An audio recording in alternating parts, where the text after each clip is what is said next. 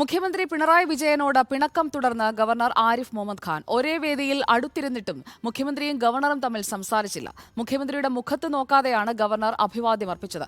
Governor അവഗണിക്കുന്ന സാഹചര്യത്തിൽ രാജ്ഭവനിൽ നടക്കുന്ന അറ്റ് ഹോം പരിപാടി മുഖ്യമന്ത്രിയും മന്ത്രിമാരും ബഹിഷ്കരിച്ചേക്കുമെന്നാണ് സൂചന.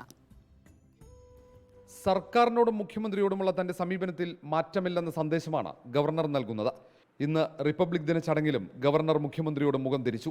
സെൻട്രൽ സ്റ്റേഡിയത്തിൽ ഗവർണറുടെ ഇടതുഭാഗത്തായിരുന്നു മുഖ്യമന്ത്രിയുടെ ഇരിപ്പിടം.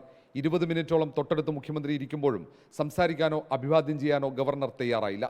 എന്നാൽ CPI സംസ്ഥാന സെക്രട്ടറി ബിനോയ് വിശ്വവുമായി സംസാരിക്കാൻ ഗവർണർ മറന്നില്ല. മുഖ്യമന്ത്രി ഒഴികെ വിശിഷ്ടാതിഥികളെ അഭിവാദ്യം ചെയ്താണ് ഗവർണർ മടങ്ങിയത്.